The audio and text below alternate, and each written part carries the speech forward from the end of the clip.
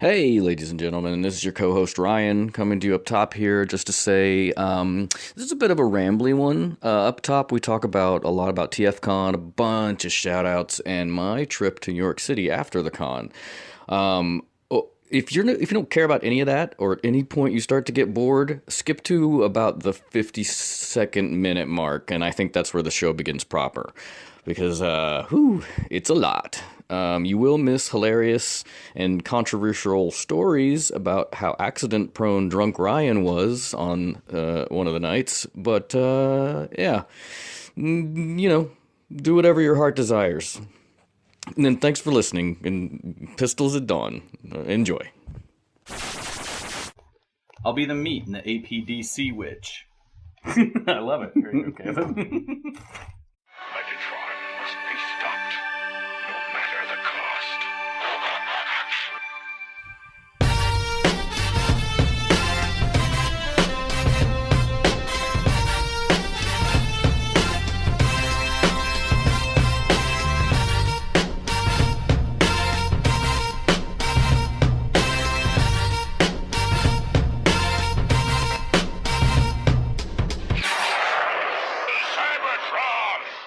Hello, ladies and gentlemen, and welcome to the Autopod Decepticast, your bi-weekly podcast delivering an episode-by-episode breakdown of the original G1 series. This is episode 113 of the Autopod Decepticast. We will be covering episode 9, Fire on the Mountain, of the original G1 series. I'm your host, Aaron, and I have had a lot of adventures with the team here, and people are always asking me, how did you guys meet? And, well, shut up a second and let me tell you. First of all, Caleb... He was a managing director at a very prestigious commodities brokerage, Duke & Duke, perhaps you've heard of it. And I was a poor but intelligent street hustler. And Ryan, well, he was a beautiful and intelligent, well, in the past I would have said prostitute, but Ryan's woke me up to my ignorance on the offensiveness of that term, so I'll say sex worker. Ryan was a sex worker, specifically the kind that allows you to put your penis inside of her for money. So, no shame in that game as far as I'm concerned. Anyway, Caleb's big bosses, Randolph and Mortimer, they made a wager on the concept of nature versus nurture. You looked back at me when you did that. Just making sure you remember. And they arranged to switch the lives of well-mannered and highly educated Caleb with the street savvy but rough around the edges me. And they framed Caleb as a thief and a pimp by paying off Ryan to pretend Caleb was his pimp in front of Caleb's fiance. And then they plucked me out of jail, hired me to take Caleb's place in their firm, gave me his home. Here's the deal. I fit in well. I cleaned up real nice, got the knack of this whole commodities trading thing. These guys are just a couple of bookies. Anyway, after some unsavory mishaps at a Christmas party, the three of us became acquainted, and we realized that we were being played by the Duke brothers and their little wager. And I mean, our lives were ripped apart for the paltry sum of $1. So we hatched a plan to ruin the Dukes. There's nothing rich people hate worse than being broke. And we got our hands on a top secret frozen orange juice crop report that the Dukes were going to use to enrich themselves. And through a series of different mini adventures, including a parking garage style deep throat event, a New Year's Eve party on a train, some unfortunate blackface, Caleb, and a convoluted explanation on how futures trading works, we got the money, made the Dukes poor, and retired with our butler friend Coleman on a Caribbean island. Looking good, Lewis. Feeling good. Can't remember his name. I'm Ryan. Caleb. I'm Ryan, good, and Caleb. I'm Jamie Lee Curtis in this scenario. That's Ophelia. You got a great bosom, Ryan. I got them today. I'm Caleb, and I think this was a Dan Aykroyd movie. yes, he was in there. Anybody else? Anybody else come to mind? Eddie Murphy. Hey, you're making some good headway. Making some progress on knowing shit that happened a long time ago. Okay, of course the movie is Trading Spaces, but I mean that was based off of our life story. Trading Places, not the popular wife swapping television show. Oh no, that's not it either. No, that is it. Doesn't matter. No. I love that movie, and it's topical because Thanksgiving is coming up, and that is a movie that spans Thanksgiving to New Year's Eve. That's right. I do like the crossover though, because the Duke boys. I mean, I It's true. There's a joke about that in Coming to America. Oh, that's right. They bring it back. Mm-hmm. About the Dukes of Duke, Hazzard. yeah. They, Dukes of Hazzard? no, like they bank. Spoiler. I know where Caleb was All going. right. I'm with him. Before we get into the episode proper, a couple of things. We are, for reasons I think we'll disclose in the next episode, recording in a slightly different place. We're typically in my basement, the Ark, but today we're recording in Caleb's casa. From Caleb's living room. On his couch. It feels weird. Yeah. It feels like home to me. I keep looking back at him. Yeah, like it's a surprise. Like, Yeah. this is not really. Hey! Actually, this isn't my house. Oh boy, that's weird. Yeah. Ryan, before we get it more into this ep, what's our cocktail of the week that we're imbibing here? In front of us? All right. Well, in this episode, this is episode. By the way, we are in my house. If you need anything, just let the butler know. He can get it for you. Right? Coleman, of Yes. course. Yeah. Coleman. He's great. Igloo, whatever. It's a fucking. It's You just call him whatever you want. Is a that? fucking ice chest joke. Yeah, it was. I think that's the first ice chest joke I've ever heard. I was slow to pick that one up. So yeah, this episode we're doing today is Fire on the Mountain, which is Jetfire comes back Mm-hmm. and Skyfire. Spoilers, Apologies, please. I know. Well, this cocktail I call him the Sloppy Skyfire Mojito. Ooh, okay. Basically, this is just it's a modified mojito. Put several lumps of ice into a 16-ounce Collin glass. Top with 1 teaspoon sugar. Insinuate a spiral green lime peel into the ice. Dump in a fucking shot of Bacardi. Easy there. And strain the juice of 1 small green lime, not a lemon. Stir once and fill with really good club soda and garnish with a bunch of fresh mint. If, for a lady, use grenadine instead of sugar. I meant to bring grenadine for myself, but I forgot it. So it's basically just So an we're not old, having the grenadine version. I know, it's an old-timey mojito. Well, having sipped it all... Well, let's pretend I haven't sipped it. Guys, let's try this for the Okay. first time ever. You want to do the cheers? Here we go. Yeah. We need a cheer. Yeah, We need to cheers. come up with something catchy. Cheers. It's true. I likes it. It's very refreshing. Can you get another one going here? So I have one in reserve. No, you got one on reserve right here. I can only drink like a little bit. Oh, that's right. We'll cover that next For episode, reasons right? we'll go into later. Oh. Guys, how well did we do at TFCon? So well. All the well. Did it end well? It did. All ends well that ends well. I was going to say, if you said anything other than killed it, you'd be lying to yourselves and frankly the listeners, because it was pretty fun. It was so awesome. great. It was amazing. Like Aaron's been to you've been to 3 right now, right? This would have been your third. Because you went to Chicago, LA, and then That's right. so you've been to except 3. the Toronto. This is my second one. I went to Chicago. We all went to Chicago, and then this one we all went to, the DC one, and did our panel, and we did it on Friday night, right after the opening ceremony. And it was amazing. The energy was so high, and like everybody was so. Also, that room seemed pretty packed. Yeah, it was. I mean, they didn't have anything better to do. It's true. There was nothing else going on. We got the sweet ass Flint Dilly slot. It was like 8:15 Friday night. I think there was about 250 people in the room, and it was so cool. Like I'm gonna say 300. I'm Maybe. going up to I'd 3. like to know for sure. I'd like to know. I how many kept were meaning to there. count the rows and count the. I tried to do it from Horizontal. pictures we got, and I got between like 250 and 275, Okay, so that's something great. like It that. was pretty full. It It was. Oh, and it just everybody was so like into it, and so it was really, honestly, thank you for all the love. It was so amazing. Yeah. It went off better than I could have imagined. There were, thanks to any listeners who were at the show and maybe they hadn't heard of us before, hadn't listened, and are listening now. I know I'm staring at you at Engineer Hoist on Twitter.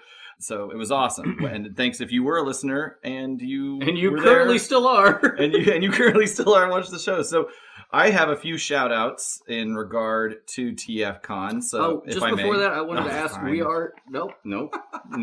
I was just going to say we are going to put like the audio of that out there, but also we want to release it simultaneously with the video. So yeah, I was trying to figure that out. I was thinking, I think for longer form, I was thinking of split, like maybe we release the video in 10-minute increments, or like maybe sectional increments, because I think people just like watching things in smaller segments. You're probably right. But then also release a version of the whole thing. Yeah, and probably do that in congruity with releasing the whole audio. Absolutely. No, I agree. And okay. Eric, on to the shout-outs. Okay, a lot of shout-outs. And there's a few people I'm sure that I'm going to miss, and I apologize, and we'll get you back later if you remind me.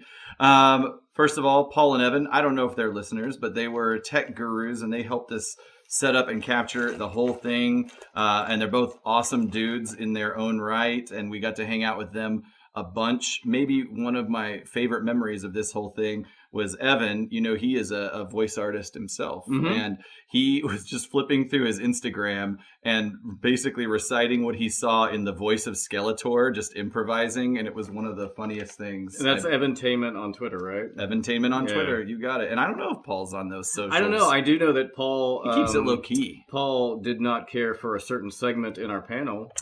You would bring that up. You want to talk about that? Speaking of TFCon volunteers... I guess the answer is no.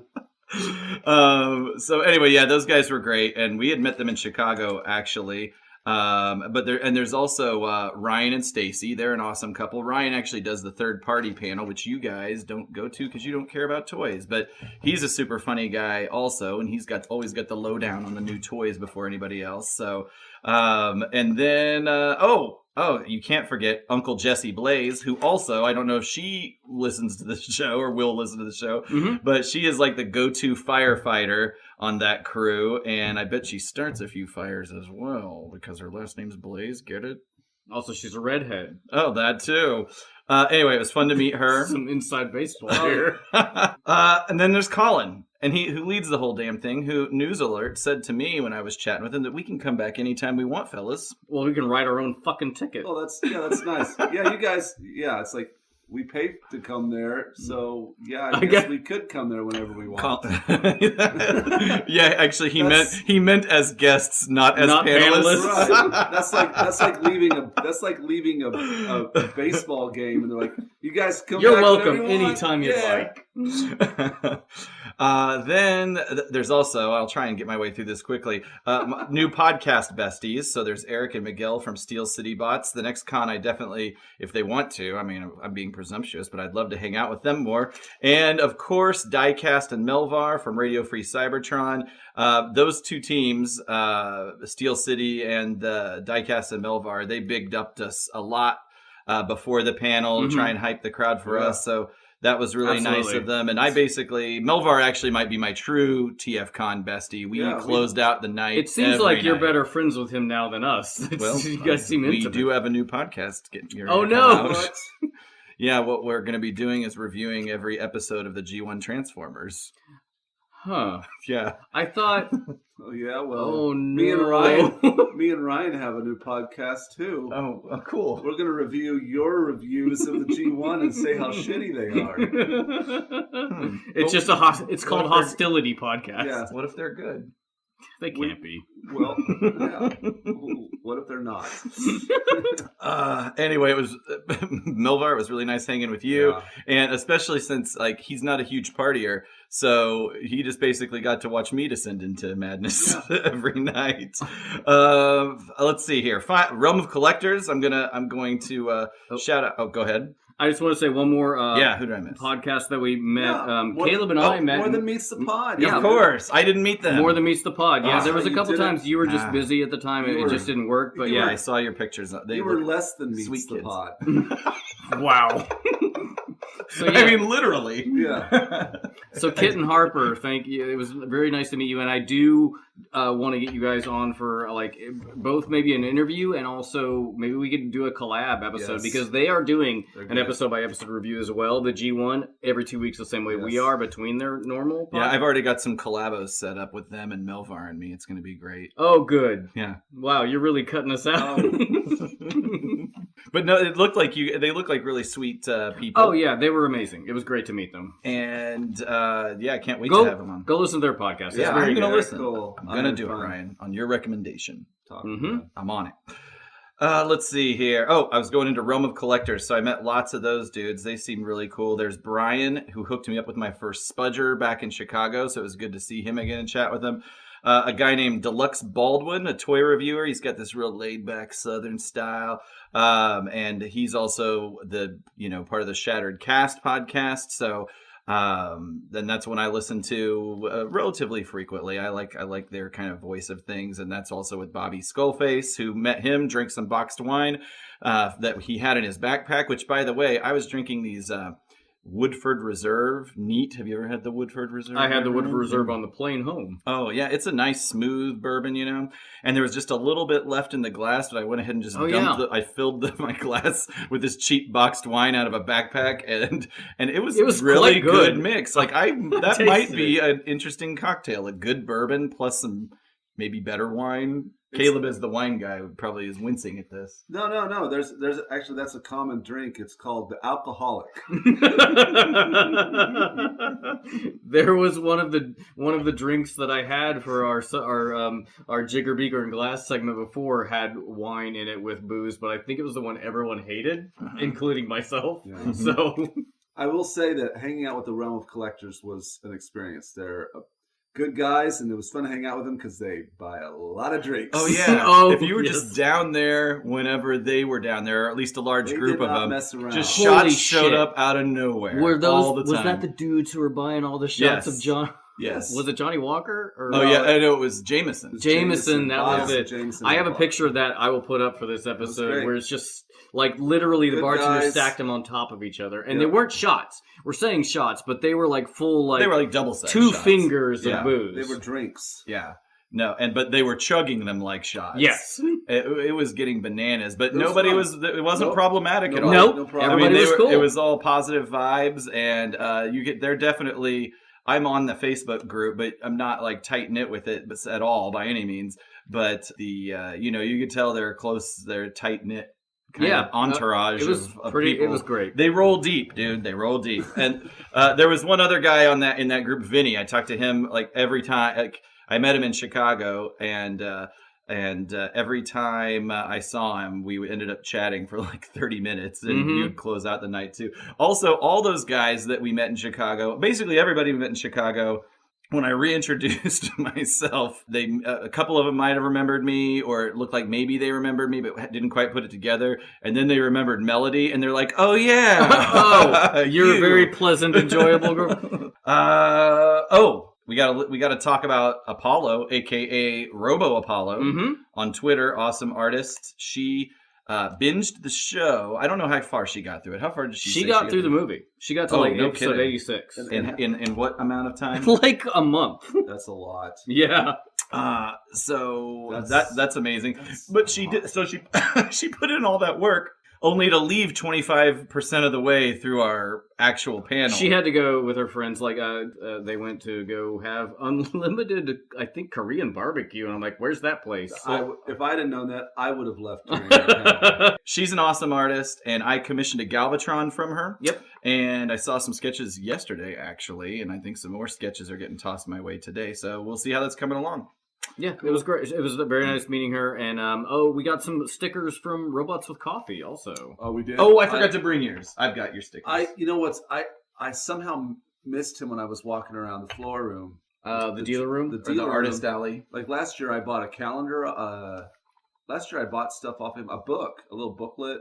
I don't know. I just somehow missed him this year. And so I'm really glad that you guys ended up getting some stuff from him, because I like his stuff a lot. I bought a book, and he gave me a bunch of he gave me stickers for all you guys. Outstanding. So all right. I think he's out of Kansas City. Really? I think so. You think he goes to the Kansas City Transformers convention? Maybe. I don't know. Reach out to us. Let us know. Are you from Kansas City? Do you go to the convention?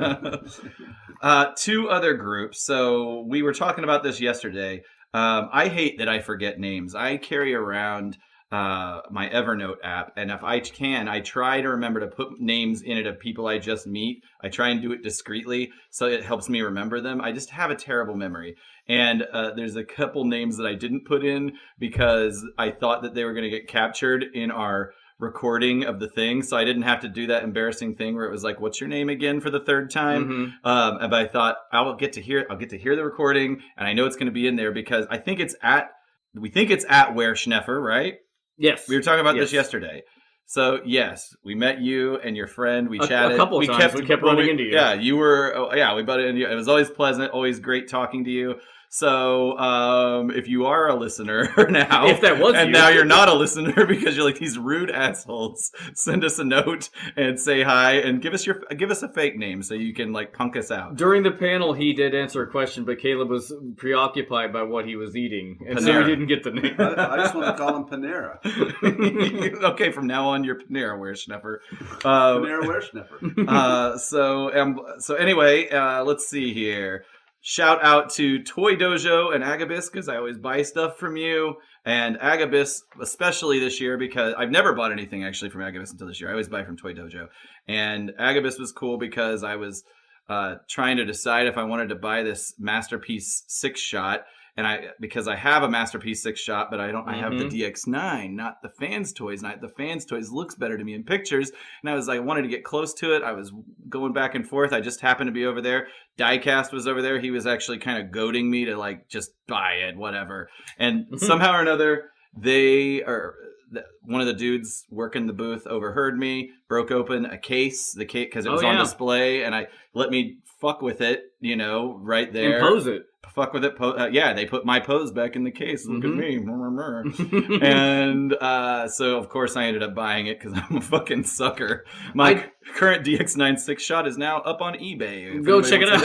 Hit me up for that one. I did like walking through the dealer room with you, Aaron, because all I know is the G1 movie mostly and the cartoon series in a limited much more limited way, and walking through the showroom, just the conversations you would spark up with people. And also, I'm a big introvert. I'm not very good. I have to plan out conversations before I have them, and so listening to you ask questions that I'm like, oh, that's a question I would like to know the answer to. And just the question did not occur to me to ask because I'm so inside my own head of what does this person think about me, or I don't want to look like a dickhead. It is fun to go. I really enjoy going around with Aaron at those shows. Yeah, he makes an effort to explain stuff to us too. It's almost like it's almost like you're I'm like a curator. Yeah, you're like a docent at a museum. You're like, you're putting the same enthusiasm into a Transformers toy that you would into like a Ming vase.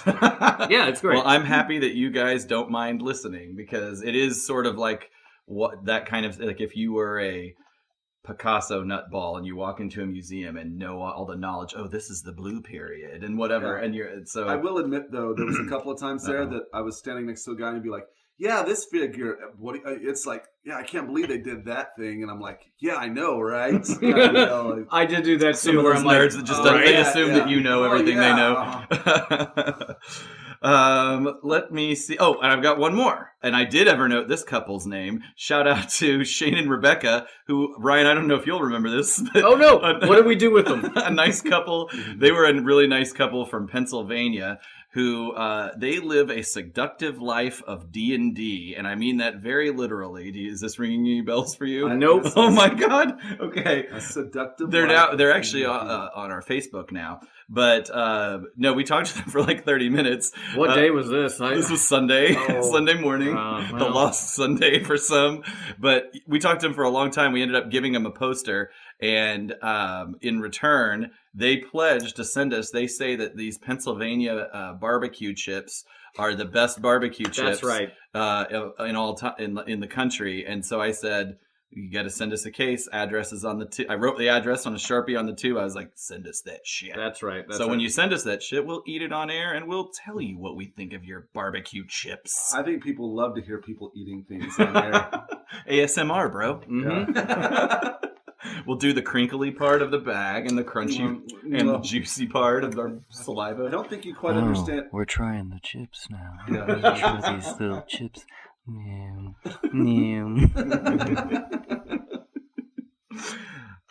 So I think that's it. Did we get them all? Guys, this is kind of going to be a long one because this is the first time we've met. We got to do this con thing. Getting back at TFCon. Yeah. Con talk. Any favorite memories you guys want to cover? I've got a few. You go ahead. Here, I'll do one, then you do one.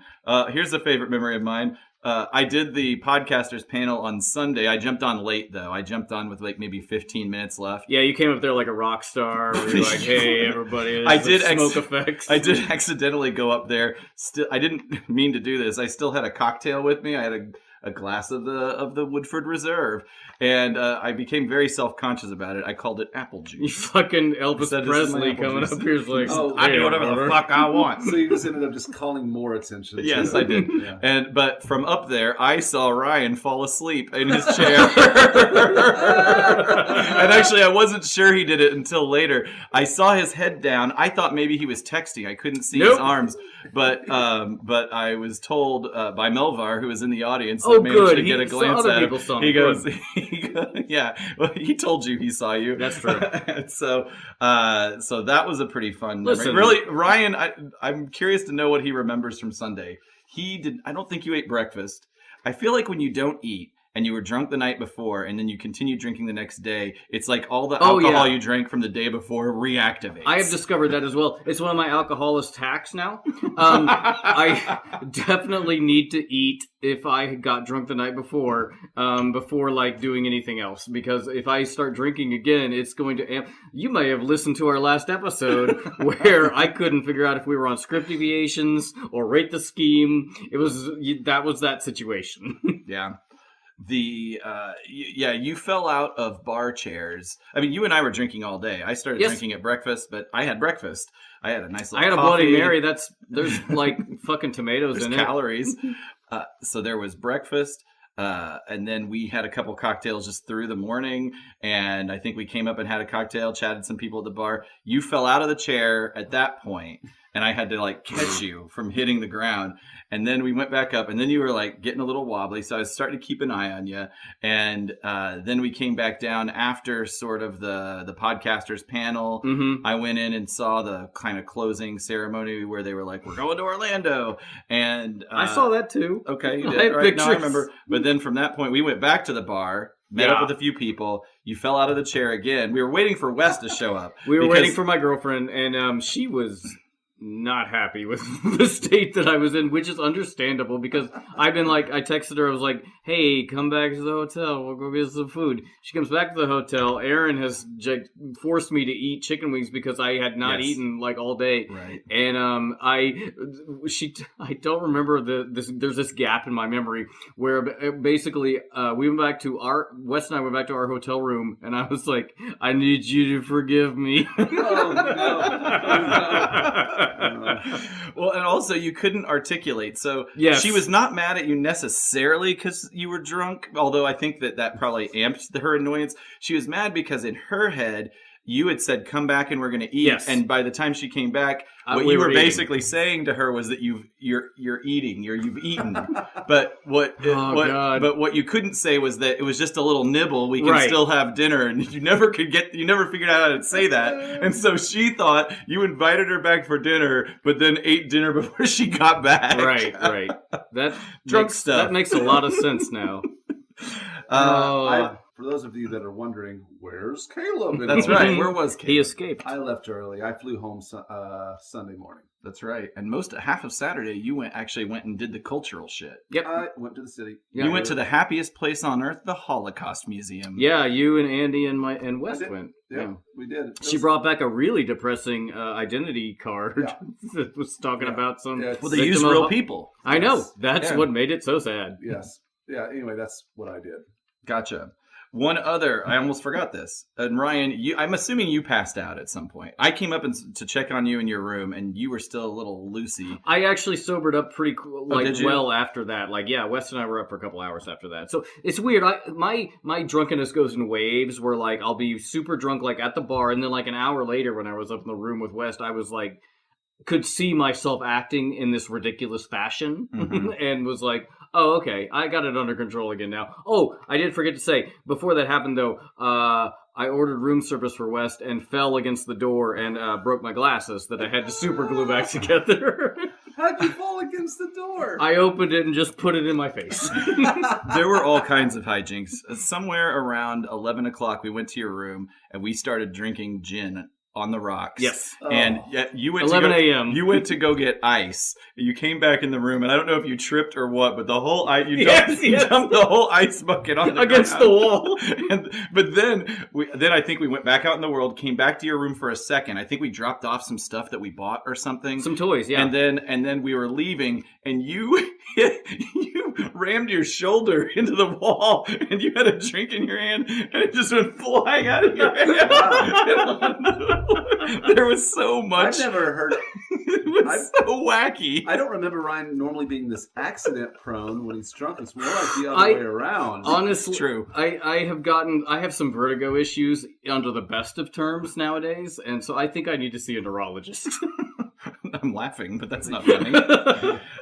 One thing you missed is that I did end up going back downstairs at a certain point and hanging out with TFCon folks again, mostly, but also Aaron Archer. I don't know if you guys know who he is, but he was a creative at Hasbro for probably 2 decades, if not longer, and he was down there. And I brought it, but I'm not going to get up and go show it to you. I'll show it to you guys later. But he just is handing out original art, so I've got this awesome. I can't tell if it's watercolor or marker art, but he was kind of a creative lead. He worked on like the Armada years, like that era, but like with the toy making and also the licensing. He was in charge of a lot of the licensing, but so he was kind of this interesting business / creative hybrid that was there, but worked on a lot of the innovation. And he was a super hilarious guy. He's just a funny guy to be around. And so nice. I'll probably reach out to him at some point because I felt like a click.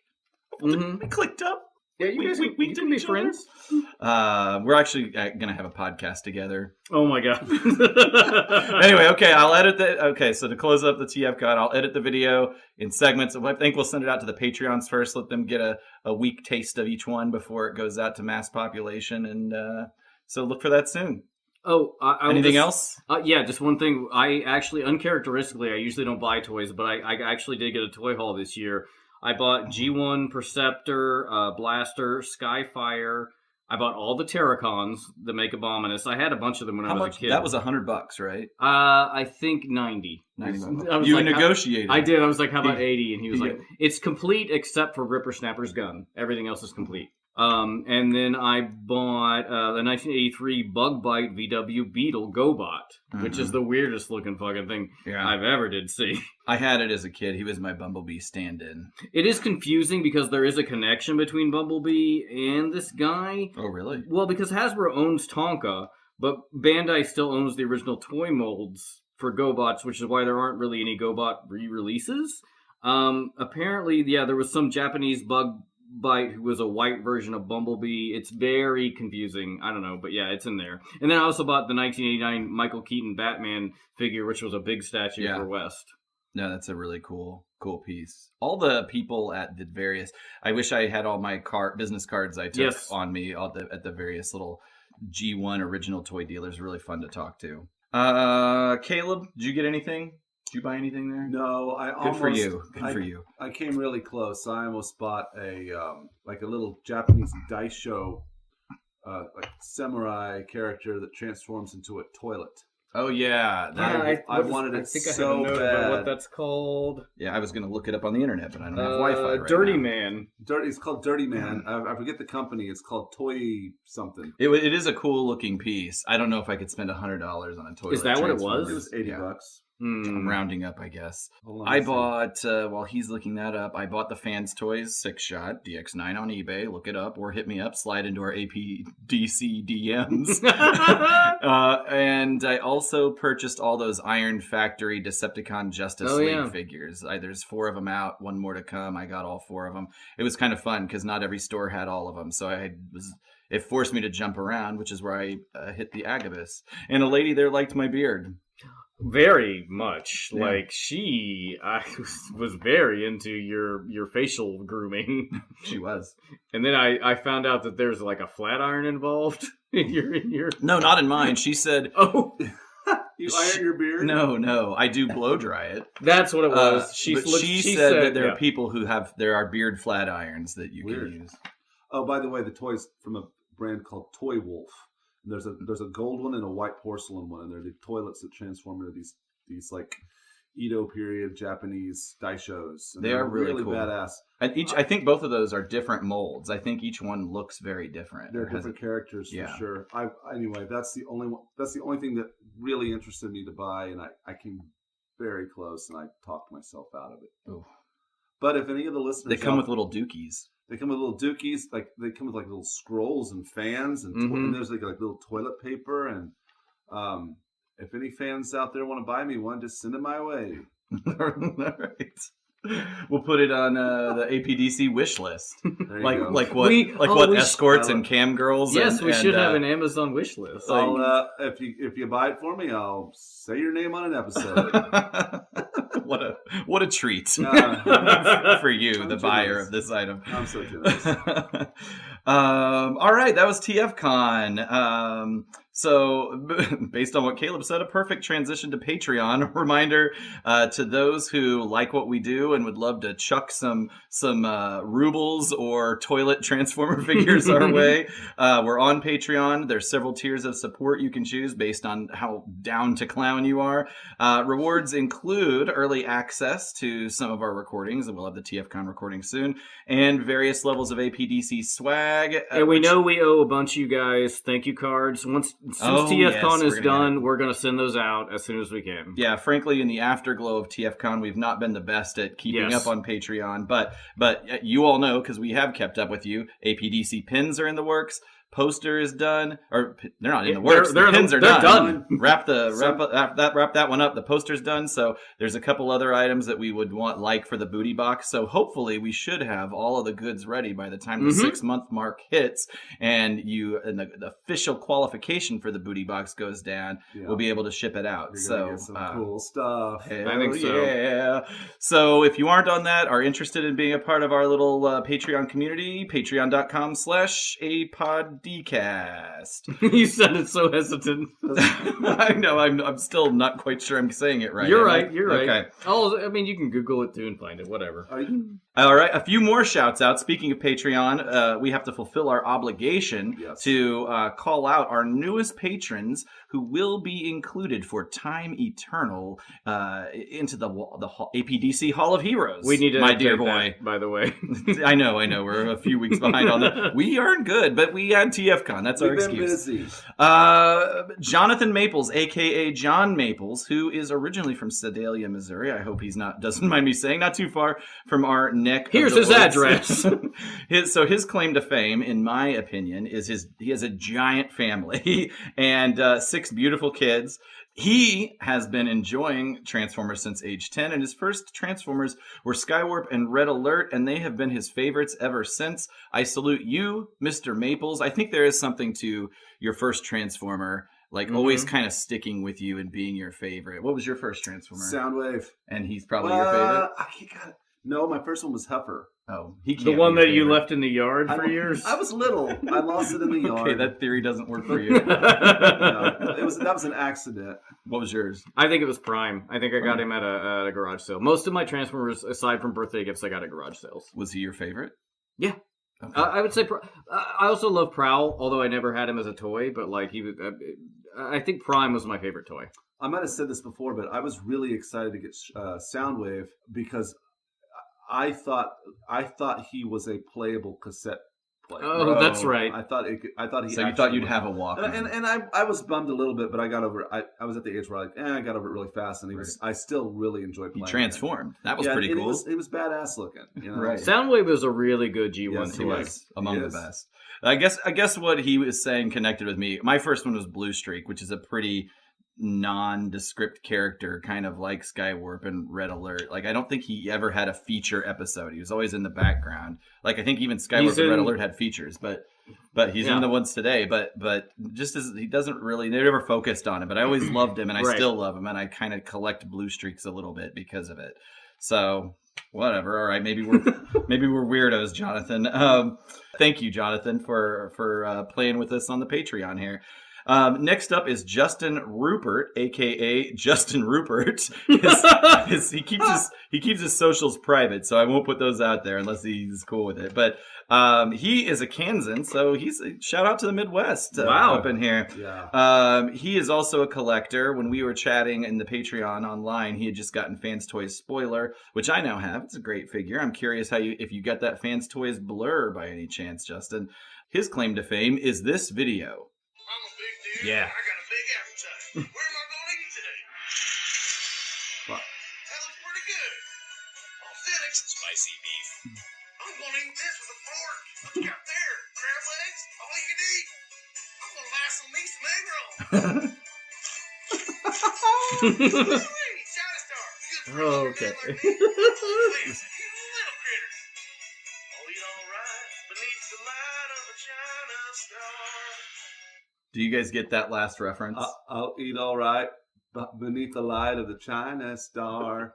It's a Brooks and Dunn reference. Nice. I didn't know that. Okay. I'll have to hand it to the guy. It's like, it's corny. It's hilarious. But at the same time, it's not too much of an exaggeration. I'm sure. It's kind of on point. I remember when he first sent the link and I first started watching it, I was like, "Uh-oh, this might get racist." But it's not. It's just actually sweet. It's sweet. It's a big boy that likes to eat China Star. That's right. And I mean, at the end of the day, I'm 90% positive that China Star is probably owned by an Asian family. I'm sure. And so they signed off on all around this. here, for those listeners that are obviously not in Southwest Missouri, the Southwest Missouri has a big thing called cashew chicken. Mhm. Oh, yes. And it's Springfield specifically. Springfield, Missouri specifically. And all it is fried chicken nuggets in oyster sauce. Yeah. With green onion and cashews. And it's really, when you get right down to it, it's not Chinese at all. No. Like the Chinese. Or good. No, but there's a special Hang place on, in I'll my fight heart. you on that one. Yeah, I'm a General Chicken guy myself. General Chicken is my jam. But there's, like, around here, when you eat at a Chinese restaurant, yes, it is usually Asian owned, but the food that they're serving is, they have basically developed a menu that white people will eat. I think most popular Chinese restaurant, or most Chinese restaurants, period, are not. No, when I see there's nothing authentic. I mean, China's a giant country. Often when I see their employees on break eating something, they're eating something much healthier, usually. And it's like something that's off menu. And I really would like to sometimes say, hey, what do you got off menu that's like... I'd like some more vegetables, please. Yeah, and they'd probably look at me like... It's all broccoli. But... No. Oh, they're eating like kimchi. Not kimchi. They're eating like... No, I meant like what you get with cashew chicken is usually broccoli, and then it's just rice and chicken. But also you don't like get broccoli and cashew chicken. Oh, well, I guess I'm thinking General Chicken. I usually get broccoli with it. But also, if you go to like St. Louis, you will see on certain menus Springfield style cashew chicken. Style. Yeah. It's gotten a little outside the perimeter of our area, but it is very specific. So that guy is responsible for making those local advertisements. So correct. We got to put a link out there because they're really funny. We will put a link out there, and we'll play the audio. And they're on fucking point. And true to life. Yes. Like, it's like they had their demographic locked. I think we talked a little bit about TF Expo, which he goes to, which is something we should do. It's the KC con, and it might be something worth investigating. Maybe we could test some material out there, or use the material we've already done. Let's just rehash everything we've done. Yeah. Let's rehash that shit. I was thinking if we do another one, if TFCon does come back to Chicago next October, if we do decide to go and do another one, I don't know what script deviations I'm gonna do. We're kind of out of stuff. We gotta start over. Yeah. By the way, Melody and I are talking about going to Orlando. Well, how about fuck you? Hey! I probably will not be going to Orlando. We are going on a Disney cruise in February. Oh, fun! Yeah. Should we get into the episode? Oh, but one thing I do want to say, Caleb, thank you for the Alamo Draft House. Happy birthday! Oh birthday. yeah, Ryan's birthday we is Halloween. That's true. Yeah, I got Ryan 3 days gift. ago. What? And you got him a $40 gift certificate to Alamo Draft House. Did you get the email for what I got you? He got you $41 draft house card. I actually meant to do it, and I fucking forgot. Oh, that's funny. You couldn't even do the joke. I know, I couldn't. I'm a loser, Ryan. I still owe you a gift. I'm just pulling. That's fine. I'm pulling a jet. First of all, mine was like 4 months later. That does remind me. The last 3 years have been 4 months. You do later. owe me $10 from TFCon. It's true. I owe you $10, Caleb. Yes. Take him to a movie. I should have just got him a $30 gift. That's right. To Alamo, and then we'd be square. Exactly. Ryan, you went to New York after TFCon. This was an extended vacation for you. It was, yes. After TFCon on Monday, the October 28th, my girlfriend West and I flew to New York City. First class. We did. We flew United first class, which like X-Men? Is that like And X-Men how long first was class? that flight from DC to New York? about an hour and 20 minutes. Oh, that's longer than I thought. And so now it was enough for 2 snacks and 2 gins. Nice. So yeah, I honestly, it's ridiculous. Like flying first class is so much like, oh my god, I'm so better than these fucking people. Yeah. It's so nice. Like, Do you get that ego rush for real when people are walking by? No. That they kind of hope they think you're the type of person that's always in first class? Yeah, he's special. No, Yeah. I just I get it. I do. I get it for real. I don't, but I honestly, the service is what I like. I'm like, before we even as soon as we sat down, she's like, do you want something to drink?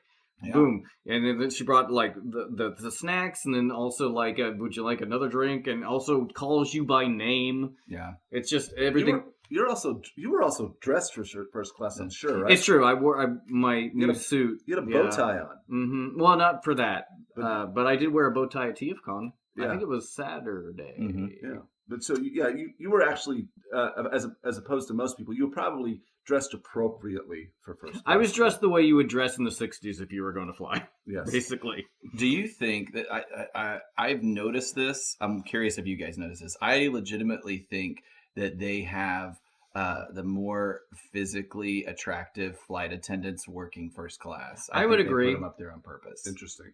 I think it's a strategy. Our flight attendant was very attractive. All right. Well, I will say we're 2 out of 3. I flew Lufthansa. What is this, like humble bragging? But I know. Is this relatable? Did you commit a heist first? I flew first class in Europe once, and those flight attendants are amazing. Mm-hmm. Not because they're just attractive, but also because they speak like 5 or 6 languages. They can just immediately. It was incredible. Was another thing that we noticed, like I've noticed before, but was reminded just walking through the airports, all the Asian airlines, their uniforms are amazing. Yeah. They're like very. I don't think I've noticed. They're that just or seen dramatic and very cool. Like they're very cool. They're on point. I bet you international attendants get paid better. I mean, I would think it'd have to. You have more hard skills if you know all I these would think. languages and all of that, and you're more hotter, and hotter people obviously get paid more. It's actually it's true. The Whether or not that's it's not a glass ceiling on ugliness. So yeah, we a lot of this. I'll just run down what we did just real quick. Yeah, New York. A lot of it's going to sound like a food tour, but there was a lot of food I wanted to eat in New York. So, have you guys heard of a chopped cheese?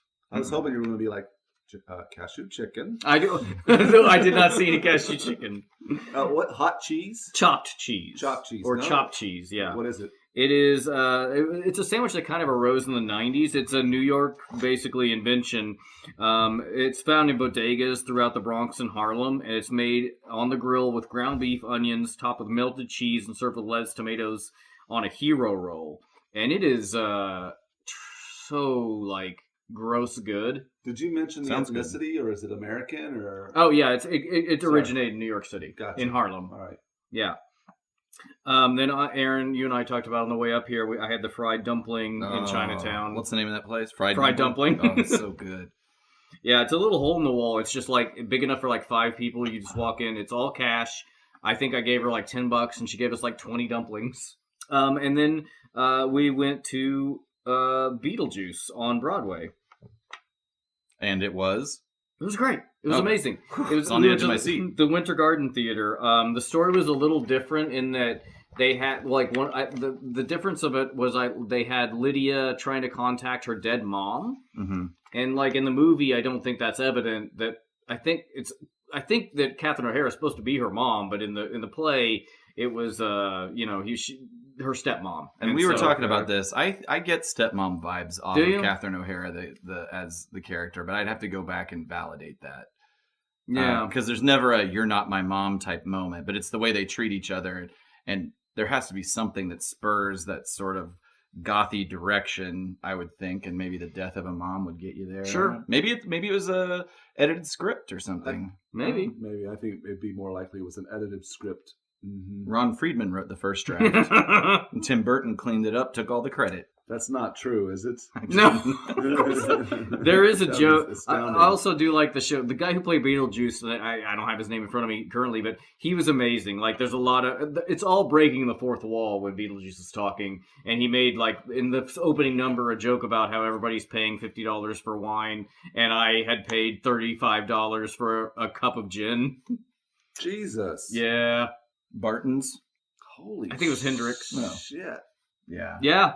So that when I happened. saw Book of Mormon, that's how it was. I had Bud Lights that were like $18 Good each. God. Mm-hmm. Then we went to Sylvia's in Harlem, which is a soul food place that's been open since 1962. That was amazing. I had the fried chicken and the like collard greens, and it was so good. Then we went to Museum of Natural History, which is 150 years old this year. Saw the Dark Universe show. We went to a haunted house that was a little disappointing, but it's just because it was so short. We only saw one real ghost. There weren't even any dead bodies on the floor.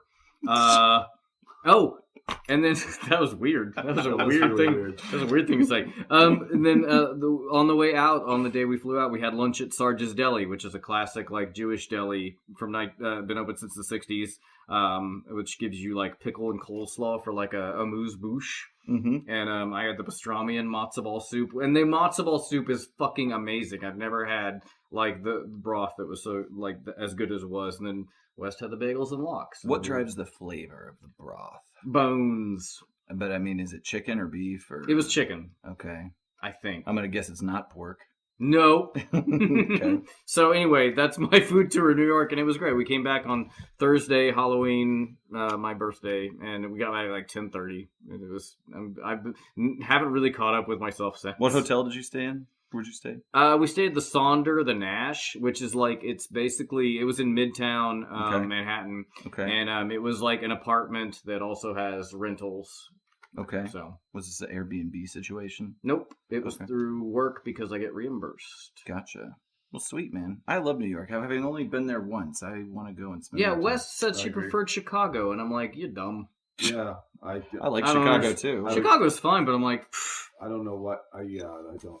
There's an energy to New York. I think she's just trying to be contrary. Maybe so. What's up with that? I'll have to go and give her a Spanking. tongue. Oh, I think what both of you were you going to say tongue lashing? I was going to say tongue lashing.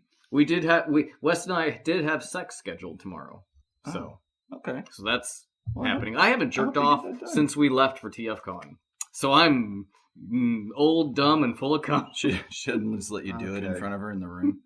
Yeah, she would. Oh, okay. All right. That's cool. Yeah, Yeah. she'd be like, I'd be like, take him out, Honestly, that's fairly and I'm gonna do it. standard, I I'm would gonna think. put it on your boobs. But she's Oh, like, it's- I'm. No, you're not. I'm not taking this shirt off. What is this? What's going on? All right. All right. Let's get into the episode. Jesus. So, are we still doing a show? Yeah, Jesus Christ. we have other things to do than talk about how awesome we are and how good a time we had on our fabulous vacation. Okay, so last episode recap, we met the most compelling of Wheeljack's creations, the Dinobots. Yep. You know, they're pretty violent, but also pretty handy to have around when you, being Dinobots. They're tough and dumb, and they get the job done. They're good for your entourage, especially when you're wrapped up in energon chains. Yeah, I mean, they fucking saved the day. Like, in a couple episodes, we'll see. They fucking save they wreck the day and then save it. But anyway. Yeah. So we're finally going to cover Transformers Episode 9, Fire on the Mountain. I don't remember this episode at all. No, Oh, I don't really? either. No. I don't remember it much either, now that you bring it up. Well, hold on to your seats. It's going to open up here, gents, and they're really switching things up here. Neat! Because- A fucking... Because We're opening up on the perimeter of not a power plant, but a steel smelting plant. Fucking factory. That looks like it is a factory. At the end of the day, we're gonna call it the same as it's always been. Their factories everything's made out of metal, even the ground. It's amazing. Yeah. Trailbreaker and Braun just are there for some reason. It's so weird. And I'll just say up top, this episode is fucking weird. Like, it seems like it was written... I'll get into it later. Anyway, but it's very strange. It's not good. It's not my favorite. The next one is actually a lot of fun. I do like the next one a lot. So look forward to that in 2 weeks. The one we like. Hey, whatever you're doing, hit stop. Come back in 2 weeks. So they're cruising the perimeter. They see some familiar-looking jets up in the sky here. And it's just Thundercracker and Starscream. They just happen to be there in the same place as these guys. They don't make it seem like they were tracking them. It's a pure coincidence that they're at the same place at the same time. Traveling in the same direction. Trailbreaker and Braun are just visiting Steel Town. What is that, Pittsburgh? Pittsburgh. Okay, all sure. right. So Thundercracker and Starscream, they Detroit. Yeah, well, save that for next episode. Thundercracker and Starscream transform and land. Turns out they're here to steal the steel. That is at least twice they make that pun, that homonym pun. Yeah, homo pun. Ooh, Punonym? We'll come back to it. Thundercracker tells Starscream that the steel looks kind of weak, but Starscream is the boss bitch of this operation, and he commands them to just fucking shut up and take the damn steel and move on. But we know the Autobots aren't going to let him go out like that. They confront the Decepticons, but Starscream opens up his chest, fires some missiles at the I do Autobots. like the missiles. No, it's a cool feature. I thought that the missile titties were pretty cool. Are there any figures like Hasbro or third party that have those? Yes, the Masterpiece Seekers all have a flip up.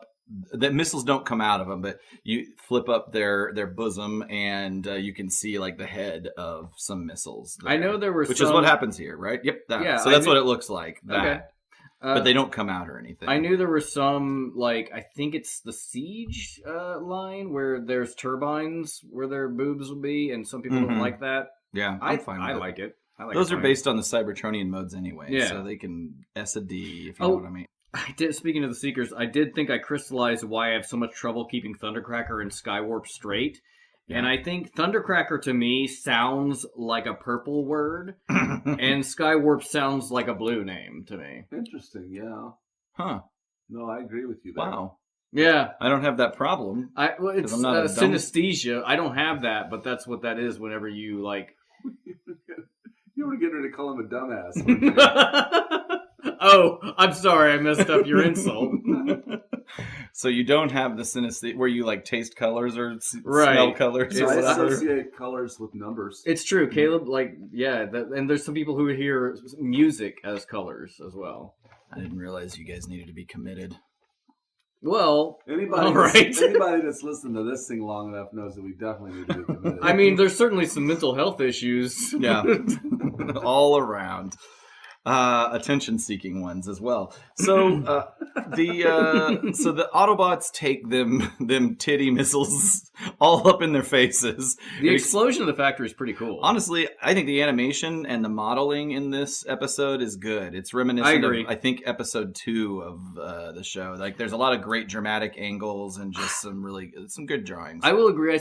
I will say the blocking's a little weird. Like, we'll see in a second. Like where everyone is in the frame is strange, and like there's a lot of moving behind the back of another character for someone to move in front, which I guess is dynamic, but it's a little confusing because everything happens in a mid shot. I gotcha. Yeah, it's like Michael Bay used this to make the movie. Yeah, this is the one episode he saw, and he's like, "What? Why is everybody so mad? I'm homaging what you love." Right. So the Autobots are stunned from that explosion, and it gives the opportunity for Starscream and them to take the off. steel. And at first I was like, they're there for 6 beams of steel, but I guess we find out later that really that they probably had more than enough for what they were trying to accomplish. It was a small object. So we now go to Autobot headquarters, where Prime seems very perplexed. Confused. It is the most mysterious thing in the world. Why would they take metal? What use does this element have? Do you have any ideas, Bumblebee? And then he goes to Bumblebee. So cool. And it really seems like Spike has like done some lynda.com classes. He's really upped his like game here where Spike now knows how to use Teletran 1. I like how that's not Prime's first idea, but it takes 3 people to get to Spike and be like, maybe we should engage our all-knowing computer. Launch that Sky Spy. So they launch the Sky Spy, flies out of the volcano, goes up into space. Immediately. And it's so fast. Yeah, That's true. pretty good little tool. Yeah. Oh god. We go back to the cons. They're on the grounds of an ancient Incan temple, which apparently that temple is drilled all the way down into Earth's core, but the power of Earth's core is blocked by a crystal of power. We have a crystal. Looks almost exactly like the last Skyfire episode we had, which is just a big ass green crystal. Yeah, it's another crystal episode and another Earth's core episode. We're 2 for 1, Holy baby. shit, you're right. Yeah, and I think the last episode was also an Earth's core episode as well. Yeah. So and also, we'll see this in a second, but this is a very populated area, and like no archaeologists decided to come check out this temple. Well, it seems like the local indigenous people are aware of it, and they Yeah. keep it in place because they can't move it because it lets all that energy from the core of the Earth loose. I still don't understand. So we're at a scene where they pull up the cannon, which that's what Starscream stole the steel for, was to construct this cannon so they could jam the crystal of power into it and then thereby, use it for destructive powers. But that power is now blasting out of there. It doesn't indicate I don't where understand it's going. it either. Well, see, the crystal has 2 purposes. It is a source of energy, but it also is helping block energy that's coming out of the center. Yeah, that's true. That at the end of the episode we will see that, and I'm glad you paused it here at like 3:34 because Megatron is so fucking snarky in this episode. Like, referring to the frame Starscream made, he says, Stolen steel. I hope it is stronger than your customary resolve in battle. Don't question my strength. I hope it's stronger than your customary resolve in battle. Yeah. I like when he said that. I was listening and I was listening in my headphones and I went, whoa! He's definitely the king of the insults. He'd been waiting to say that one for a long time, I think. Also, in the next thing, he's very sarcastic as well, although he seems to be delivering lines that are genuine. I don't know. At this point, Starscream places the crystal in the gun, or the cannon rather, which causes the magma to start blasting even more crazily from where the crystal previously sat. The gun glows brightly. It's actually a very weird sequence. I thought that this was where the cannon was going to screw up because of the shoddy materials. Because the magma comes out, there's a big crazy explosion. Starscream is knocked back from the cannon, but it's all fine. So now I'm wondering, does the energy source actually come up into the gun? There's like something mystical about it, I think. I don't know. It's very confusing. I think that must be what it is the energy source is now somehow plugged into the gun and the crystal allows you to focus it somehow. I think that this is a cartoon. No, dude. All right. And Megatron shoots that fucking Sky Spy out of the... Anyway, he's got it, and what's he do with it? Well, at this point, Laserbeak discovers that Sky Spy is around, which so Sky Spy has discovered that there's some crazy activity happening here in the southern hemispheric regions. Whoa. And he zones in on it. He communicates to Megatron, hey, this is where that Sky Spy is.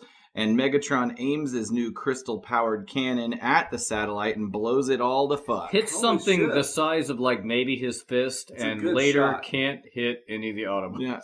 Yeah, we'll definitely be revisiting that. The locals see that explosion. They start freaking the fuck out. Some people think it's gods, but a young, level-headed lady who will join this adventure, she points out that it's not gods. It's the result of something going on with that crystal. Yeah. Her name is Luisa.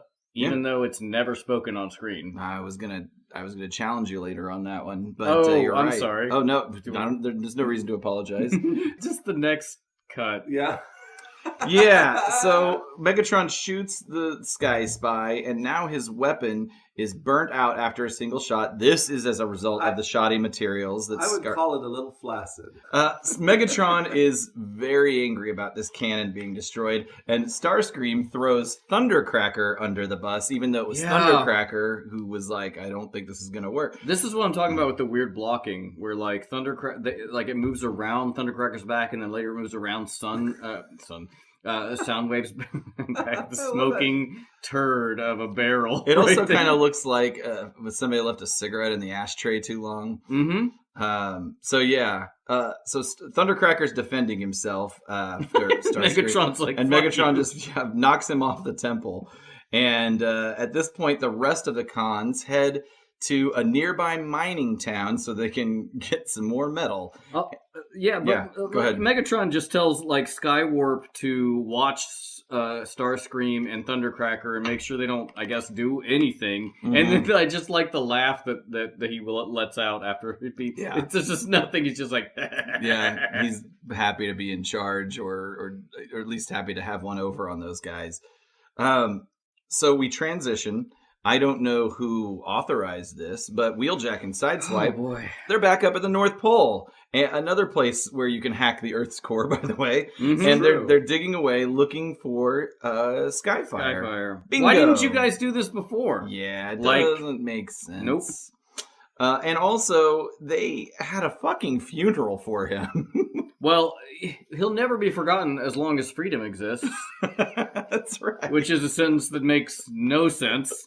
But then, like, Sideswipe, referring to finding Skyfire, says, Sideswipe, he'll turn up soon. He better. It's cold enough to freeze the ailerons off a titanium moose bot. They're robots. I'm gonna draw that. Do it. Oh, it'll be a big hit. Look like. So here's the skinny. They dig up Skyfire, and he's alive. Mm-hmm. And he totally can transform. He basically is ready to go. You hear the sound effect when they show the Frozen, like you hear him go, ooh, ooh. I'm serious. Play it. Oh, I didn't see that.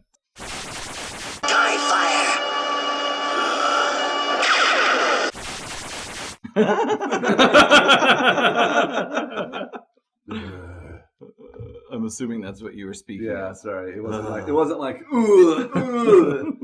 Sorry, go ahead. Yeah, but Wheeljack tells him to head back to Autobot base and fly Brawn and Windcharger to the Andes. Yeah, they're going to put him right on a mission. Exactly. Well, I had a bunch of notes of like Skyfire doesn't know where the base is. Yeah. Or what the Andes are. Or who Brawn or Windcharger are. Or who Wheeljack is. Wheeljack wasn't in the last episode. No, he knows. We're back in the Andes. Brawn and Windcharger, they're inside of Skyfire. They skydive out of him to engage the Decepticons. Brawn is literally riding Soundwave like a bucking bronco. This is the second episode we've seen where Autobots ride Decepticons, and I'm like, I hope this becomes a thing. Yeah. I like how I know it's ridiculous. I like this scene. I like how he rides him right into I did too, into the mountain. Yes. I also like how Brawn calls Soundwave a dipstick tape deck.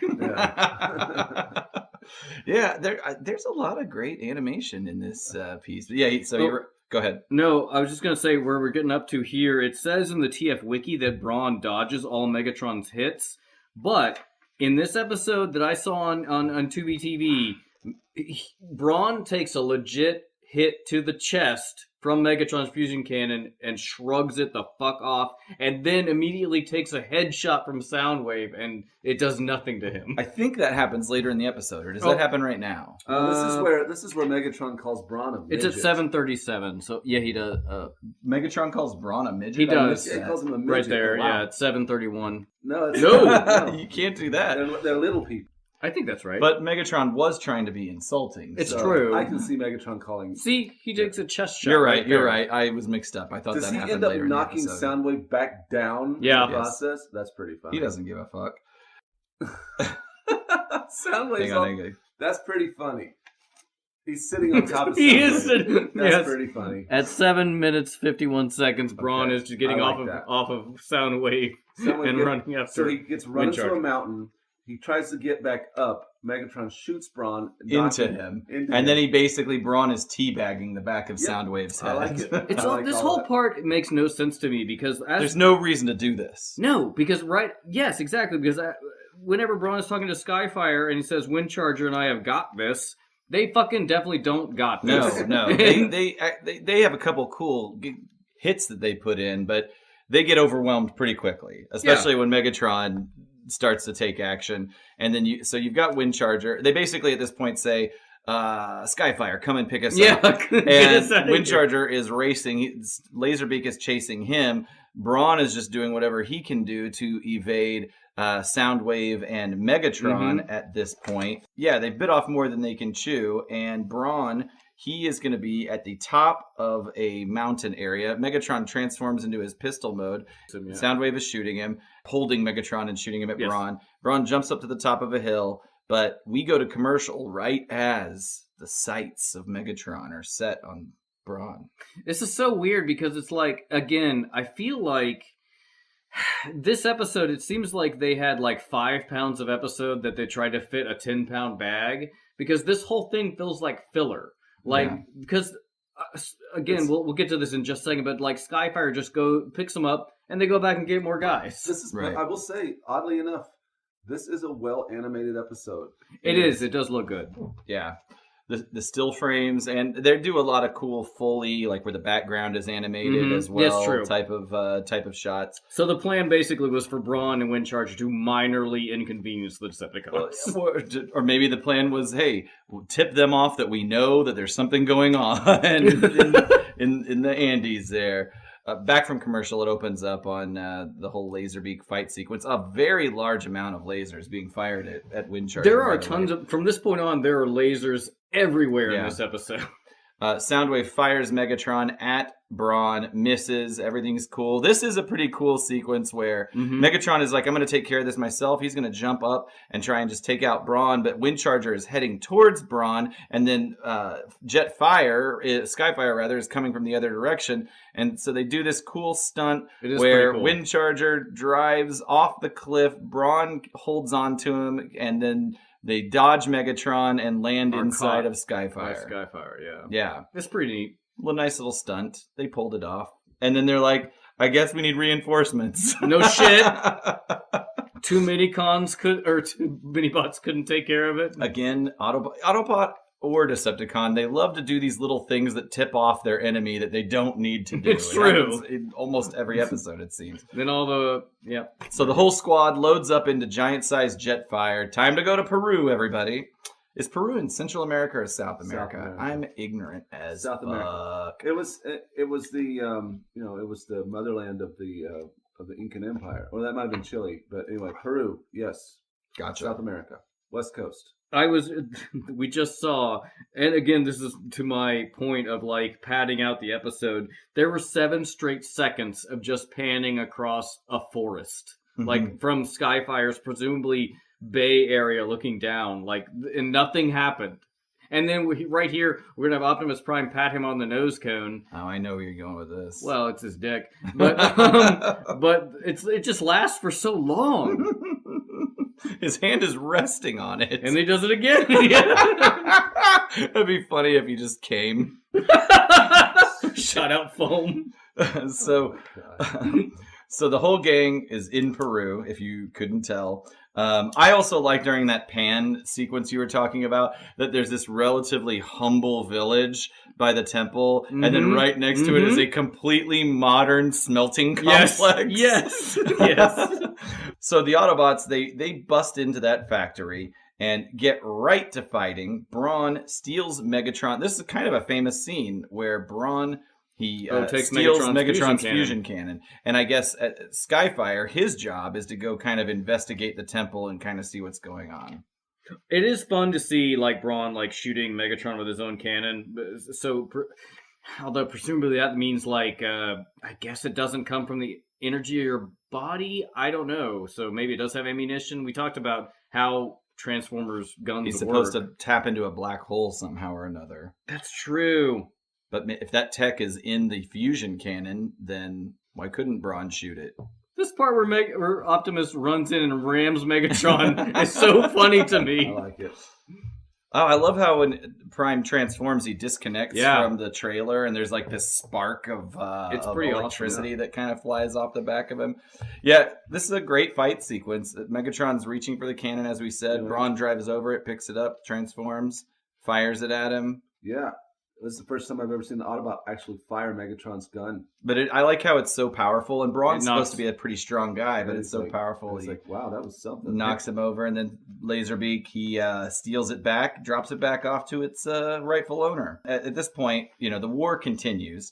There's some firing at a giant, I guess it's an electrical tower, and it almost lands on the young part. village girl Yes. that we saw earlier. And Luisa. Spike and Bumblebee, no, she has no name.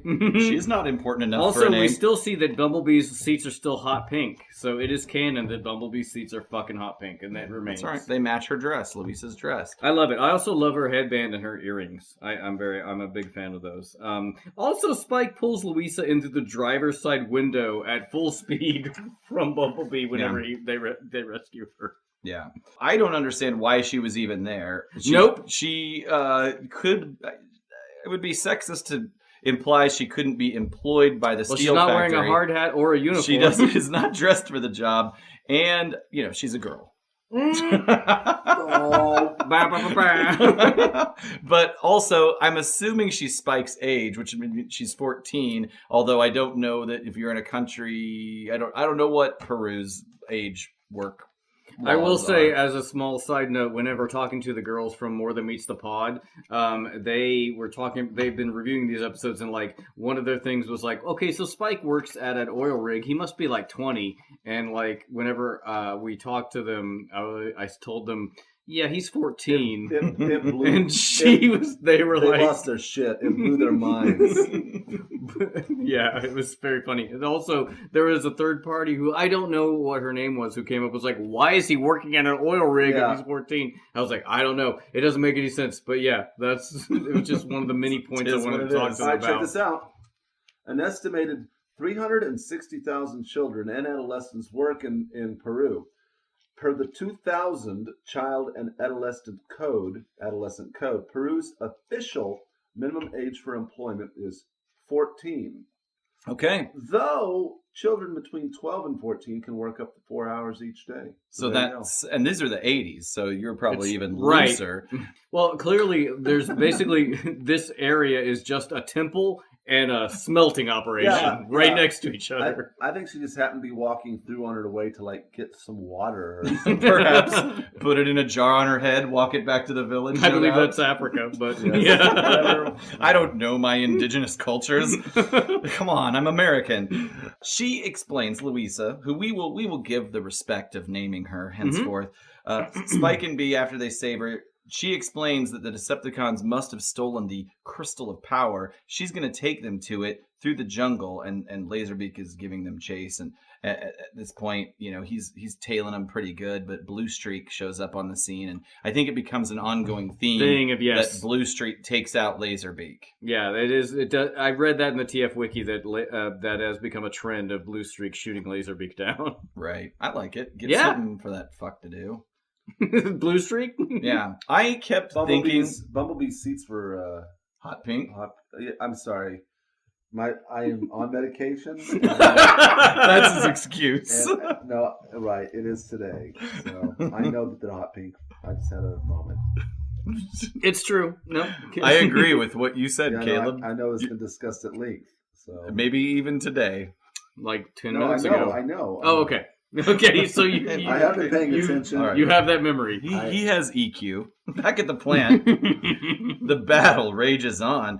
While everything we just saw was going on, Megatron somehow engineered an alloy to use on the weapon frame, and so he calls Skywarp into battle, which pisses off Starscream. I love this part so much because, again, everybody's so sassy. Oh yeah, Skywarp, well, if I'm not mistaken, he's in Thundercracker colors.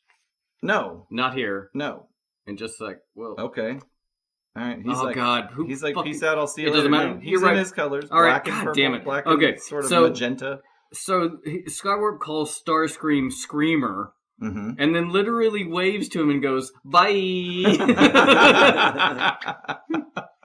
I like Skywarp. I think his color scheme is my favorite of all the Seekers. But yeah, I like how he's just. I like how Skywarp is just like, I don't really fucking want to be here. I'm not putting up with any of this shit. Like, he has no beef. He's just kind of like, yeah, he's just there. Whatever. And that is in his, I believe, in his profile card. Oh, really? Yeah. That Being like, he's the profile card says he's just like ... whatever. here. Yeah, like, I just think he doesn't necessarily believe in the Decepticon cause. He's just Or are you around. confusing that with Thundercracker? Maybe. Okay, here we go. At this point, old Incan girl helps Spike sneak into the temple. Mm-hmm. Soundwave sends Ravage to go and deal with them. Skyfire heads towards the weapon to destroy it, but he's intercepted by Thundercracker. Thundercracker is still hot pissed at Starscream because of the general shittiness, and he conspires to let Skyfire destroy the weapon, as Starscream would likely get the blame in that scenario. So in answer to the question, Thundercracker is the one who is that you were thinking of. casually Gotcha, into the Decepticons. So Starscream overhears the plot, blasts Skyfire, and threatens Thundercracker to follow his orders, or he's gonna rat him out to Megatron. Skyfire really is useless. It's weird how people like him so much, because he is a cool toy. He's a cool character. All he does is get fucked up. Yes. Yeah. Also, it's funny to me how just generally disrespectful the Seekers are to Starscream, because I thought he was supposed to be their leader. In this episode, they really are like, they do not follow him at all. And in general, this episode, like, Starscream is just kind of treated like a fucking piece of shit. Well, he is also an asshole. It's true. He made it. He did not give a fuck about Thundercracker's input. That turned out to be wise. Correct, And then made him take the blame for it. Thundercracker gets chucked off a mountain. I'd be looking to fuck you over too. We're just gonna say in this episode, Starscream's in timeout. I guess so. I guess. And also, it's interesting. Starscream takes out Skyfire with no regard for what their past history was. I guess he's totally over that. Transition. The Decepticons have stolen enough hot steel for their weapon frame. It's time to leave, but first, Megatron fires on the side of a mountain to cause an avalanche that will bury the whole village below. So that'll distract the Autobots. That's his move, is decapitating mountains. Circumcising them. He does it in the movie as well. The villagers are freaking out. Boulders are just tumbling at him, and we go to commercial. Shit. I hope everybody's okay. Well, we're coming back from commercial. We're going to find out. Oh, fuck. Here's the solution. It's pretty easy, actually. The Autobots just fire on the rocks and blast them to pebbles, and that they save the village. It's all pretty easy. Pretty standard issue Autobot saving. This episode seems so much longer than it is. I'm like, I keep watching it. I'm like, how much more do we have left? Right. Jesus Christ, 10 minutes? Yeah. Spike and his new friend are heading towards the temple. Ravage is still chasing them. Oh, you have a different version. In the one I saw on Tubi TV, Skyfire is colored as Thundercracker when they're carrying him through the cave like that. Oh, they fixed it. It's fucking weird. Interesting. Anyway, not to call out every miscolor, but it was a very strange one. Back to the Decepticons. So Skyfire is formally captured. Megatron considers rewiring him again to turn him into a Decepticon, and then they all just walk away. Spike, Luisa, they discover him, and they're also discovering at the same time the ancient power that lies within the temple. So an ancient power that Megatron's using right now, he's harnessing for his newly rebuilt cannon. So that new steel is working pretty well. That Incan steel. Incan steel. You know all that steel we get from Peru. Yes. I don't know the exports, Caleb. I don't even. Caleb, do you know the exports? I looked at Caleb for anything global cultural. We don't get steel from Peru. All right. Well, the United States has a good supply. We get olives. From Peru? Sometimes. Okay, all right. I'm into it. How about mint? That's easy to grow anywhere, right? Oh, mint is almost impossible to eradicate. It's very easy. It's a plague on this country. I got the mint for our drink today. It was still alive whenever I got home. So, and it was freezing over the weekend. Peru's main exports are copper, gold, zinc, textiles, chemicals, pharmaceuticals, machinery, services, and fish meal. All right. So, I mean, look, export goods also include iron ore. I mean, we could say, I guess you're right. They could they do some mining there and refining and Probably not right next to temples. So I'll take it all back. I bet you that we do get some steel from Peru. Probably. When it's You know, we get cheaper most than of our using gas. domestic steel. We get most of our oil from Canada, and that's a true fact. I thought fracking had basically reduced made us like our own self-sustaining oil powerhouse at this point. I guess that's true. Well.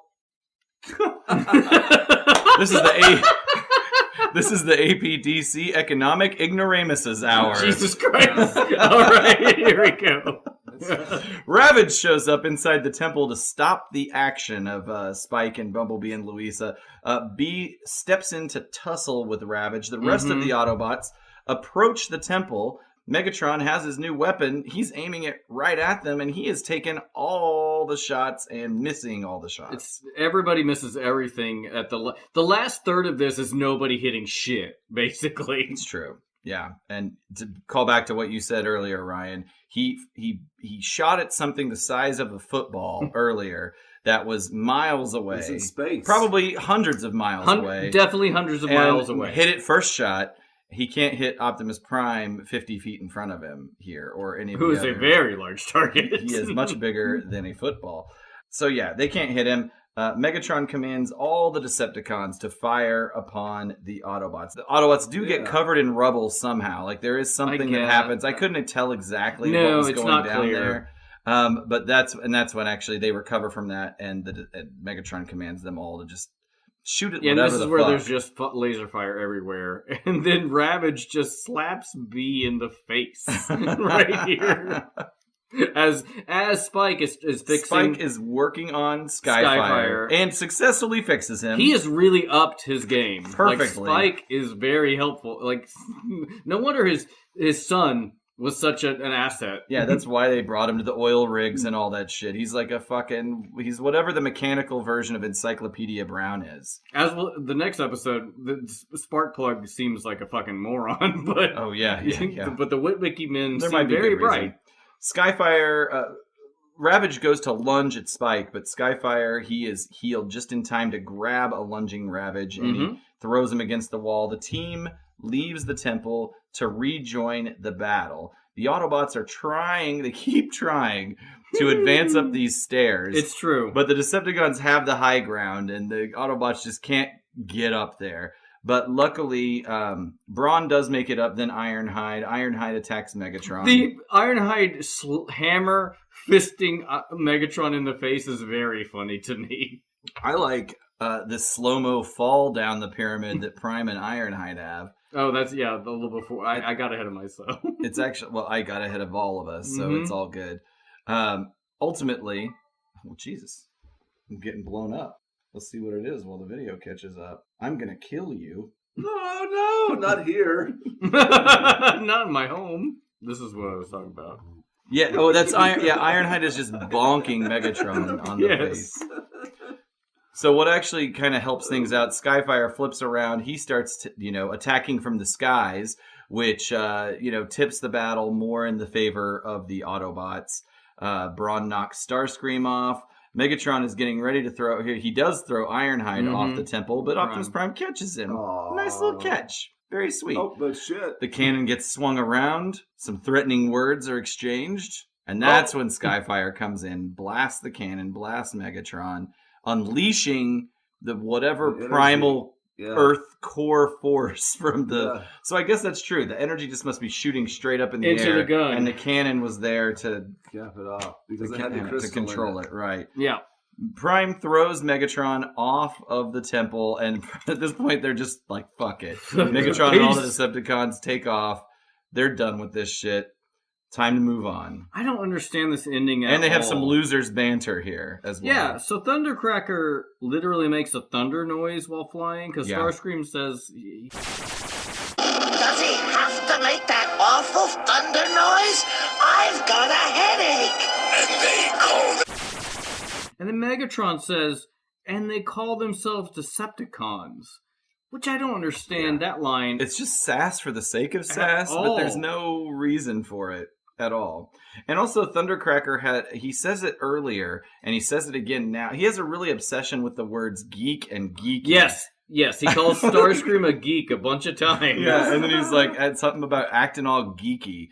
But back at the temple, an invention of Wheeljack's is going to cap off the energy beam, and the invention works. Yay! I do like, but though, speaking of whether Wheeljack's invention will work, Spike says, I don't know. With Wheeljack's inventions, you never can tell. Right. Like and then they make fun of him again because they all decide to bug out of there. Oh yeah, they want to run away because they're not sure it's going to explode. Right. Yeah, it's true. He's like, maybe we should just get a move on. And they do. Even Wheeljack says it. Like, I'm not sure if this will work. The whole sequence is kind of weird because they put the cap on. There's all that self-deprecating Wheeljack stuff, and then Skyfire, I can't remember who says what to who. Like, I'd shake your hand if I could see you. And then all the Autobots are parked up on the side of the temple. Shooting up their, accent light. And then they turn on their lights so that, I guess, presumably, so they can see each other. Then they shake hands. It's very strange. This whole ending is super strange. There is some weirdness. So then to what you were saying earlier, they make that comment about, all right, well, maybe we should go just in case this whole thing doesn't work out and the top of this mountain's get blown off. Destroys the village next door. And so they're rolling off, and that's when, in the car, you've got Spike and Bumblebee and Luisa. She remarks to Bumblebee that she wants to introduce him to her brother's convertible. Oh, God. Named Juanita. Yes. And they should get along just fine. And then Bumblebee does this. This weird, bug smile. Like, if you can imagine. He does this rubbery, jump in the air. Like, I'm embarrassed. Overly. I want for a show that animates things relatively realistically, it's a very cartoonish. Very strange. I want to see. Has there been fan fiction on Juanita? Created? I don't think so. I want to see that. Well, maybe, but I haven't read it. I wondered if they've ever actually created a Juanita character, a convertible character, as Bumblebee's girlfriend. That is an interesting idea. I'm sure there's fiction all about it. We can ask our friends from Pennsylvania. I think it'd be she should be like an El Camino or something like that, or it would be a La Camino. La Camina. Ah, even better. Yeah. Do they make convertible El Caminos? Yes, I think they might. That would be awesome. Yeah, right. Wow. It's already half convertible. We had a friend here in Nixa, I forgot who it is, but they took their station wagon and turned it into a convertible. They just chopped the whole top off of it. Did it look awesome? Did it look good? Or? No, it looked terrible. But it was fun. So that brings us to the end of this episode. So soon? Did you guys think that we were going to see a romantic subplot between Spike and Luisa? Yes. Never happened at all. No delivery on that. But just fine. It doesn't have to happen. It's fine. It's just weird. I mean, I guess she's just a delivery system for how to get into the temple, which isn't even necessary. But But why make her a cute young girl about Spike's age? Sure, yeah. Or why not just a dude? Or an old lady? Yeah. But whatever, it doesn't matter. It's fine. So, voice actors. As you had said, Ryan, the character is not named on screen, but her name is Luisa via the script, and she's voiced by Mona Marshall. Okay. And Mona, she voiced a number of human and other sort of organic characters on the show. There's Aaron and Marty, who I don't know if you remember what they are, what they look like. There's these weird alien boys from, let me see if I can pronounce this, Brobdingnag. So there were those episodes where the Autobots go to another planet and they're basically toys for an alien kid. This is essentially yes, that episode is essentially a Twilight Zone ripoff episode. Oh, okay. Cool. Yeah. So she voiced them. Also Jamal / Hassan, ruler of Iran. I always say Iran like I'm some kind of hick. Ruler of Iran on Earth. Justin, a young Decepticon-loving boy, he had a coloring book, and he was mad that he didn't have enough metallic crayons to properly color in Megatron. I don't remember that one. In Season 3, she plays Nijika, which is an android that kind of looks like a Japanese geisha character, and then also Zomojin Empress. So they're a different planet in the solar system. They're humanoids, but their culture is very Japanese reminiscent. Okay. Anyway, she is most notable in her career for being Sheila Broflovsky on South Park. That's Kyle's mother. What? Yeah. And actually, she took over the voice for the original. I think the original voice actor died fairly early on in the run. I think she's done it the majority of the run. Izzy Izumi on Digimon and Doraemon. I know that I'm mispronouncing all of that. As I was saying, does a lot of anime, none of which I'm familiar with. She also did G.I. Joe, Gem and the Holograms, Rugrats, Spider-Man, My Little Pony. Here's a show she did that I'd never heard of that I thought you guys would enjoy the name of. Chuck Norris, Karate Commandos. And Commando is spelled with a K. Oh, because that makes it cool. I'm glad it wasn't Chuck Norris's Karate Commandos from Kentucky. Oh, no. Because that would have been racist. The short version. Tropes, fun details. I don't know. Anything audio or video can come from Laserbeak's head. Yeah, well... Yeah. I think there's kind of a trope here of, tell me if this counts or not, but like an Indiana Jones type of trope with the Peruvian archaeology. Mm-hmm. Yeah, I think that's what they were kind of going for on this. Maybe, it was not very heavy. They failed. They did. No, I agree, but that's what since I get it's like an Indiana Jones trope. If that is the metaphor, the Decepticons are more Indiana Jones because they're the ones doing the exploring. It belongs in a museum. Finding the power. The crystal, I guess. I don't know. Yeah. And then the whole Thundercracker as a turncoat thing is a thing that, as you were saying earlier, Ryan, is in his tech specs profile. Mm-hmm. But this is the only time in the G1 cartoon that they really mention it. It is used in like the IDW comics and I think other media, the Transformers Devastation video game. They allude to it a little bit. I talk about that in my script deviation. But in this, it's not really, at least as what we see on screen. I'm interested to hear what your script deviation is. It's not really as much about switching sides as it is just about fucking over Starscream. Yes, he seems to have a real hard on for Starscream. Right. All right, let's rate the scheme. What do you guys think? And what's our rating scale again? There's no rating scale, just general commentary, but we could create a rating scale. I've just been doing 1 through 10, and it's all. I've only been doing the Decepticons, because the Decepticons are the only ones. Well, if the Autobots would ever have a scheme, the Decepticons are proactive, Autobots are reactive. Yeah, I would say that the scheme for the Decepticons, it's fairly poor. Yeah, I think I'm gonna give it a 3. I gave it a 3 as well, Caleb. Yeah. I gave it a 3 out of 10. It really feels like a retread of Fire in the Sky, except like if somebody had, I don't know, written it under, like, if they had the flu, rewritten what they remembered about Fire in the Sky. Miserable failure. The only thing they could have done different in Fire in the Sky, or the only thing that would have made this more like Fire in the Sky, is if in Fire in the Sky, some like local Aleutian came in and helped the Autobots sneak into the Decepticons' ice fortress that they had or ice cave. Yeah, like Luisa was like, "Follow me, I know a secret passageway," or something like that. Exactly. It really feels like in this one, or even just a fucking like whale or something, because it breaches and helps them out.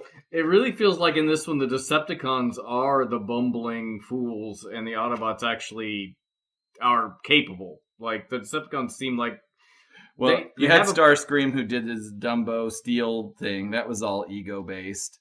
And then Megatron couldn't hit anybody. If he could hit somebody with that cannon... I don't understand why that cannon was supposed to be so powerful. Did it hit... I mean, we didn't see its evidence of hitting anything alive. Nope. Also, theoretically, you can't move that cannon. So you're going to have to take over the universe. From Peru. Hey, man, there's worse places in the world. Yeah, it's very pretty. I've never been there. I didn't number rate it. I just said it's not unique. Another crystal, Earth's core. Yeah. But there is a lot of fun shit talk in this episode. It's true. Like, that's not really rating the scheme at all. But I like watching some of the action because it's, again, Love it when Braun rides Soundwave into that mountainside. Mhm. Yeah. It's dumb, but it's funny. Let's do the pop culture. Okay. Hey, everybody. In the real world. This episode aired December 22nd, 1984. So this was a Christmas episode. Mm-hmm. In the top 40. The Wild Boys, Duran Duran on American Top 40, second week at number 2 on the countdown. This is Casey Kasem on American Top 40 in Hollywood. Now, the new number 1 song in the USA by the woman who was handed a Cinderella life and walked out on her fairy godmothers. This is the story of singer and dancer Madonna Sissoni. Madonna grew up in Detroit, and when she was 17, she went to New York, hoping to make it as a professional dancer. It was tough there, and she often lived a hand-to-mouth existence, working at odd jobs while pursuing her career. She auditioned for and she won a scholarship with the prestigious Alvin Ailey dance troupe. Things were finally beginning to happen. Then Madonna auditioned as a singer and dancer for an international tour by a French disco singer, Patrick Hernandez. His managers were so impressed with her, they made an incredible offer. They said they'd make her a star. Madonna told writer Michael Kozakowski. We had Like a Virgin by Madonna. Hmm. The number 1 movie was, this was again in one of, I think on the last Dinobot episode actually, Beverly Hills Cop, which we discussed before. Here's a fun fact. This is about Beverly Hills Cop in 1975, because I talked about it before, but this was something I dug up. In 1975, long before he would become CEO of Disney, Michael Eisner was driving a beat-up station wagon around Hollywood, despite his impressive title of president at Paramount Studios.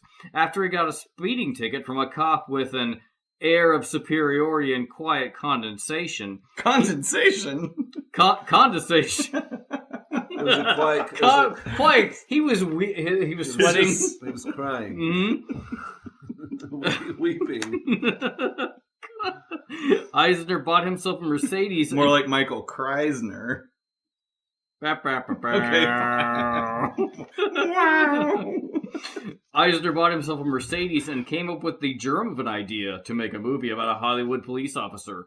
For what it's worth, Paramount executive Don Simpson allegedly claims Eisner was wrong and that he came up with the idea of Beverly Hills Cop. This movie was originally going to be Sylvester Stallone. Oh, instead of Eddie Murphy? Yes. Wow. And that movie is what became Cobra.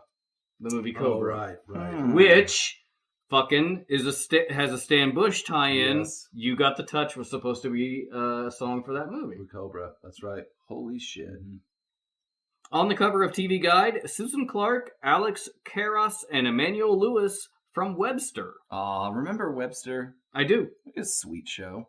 Emmanuel Lewis is the titular Webster who, after losing his parents, is adopted by his NFL pro godfather and his wife. The couple has to adjust to their new life as sudden parents, very similar to NBC's series Different Strokes.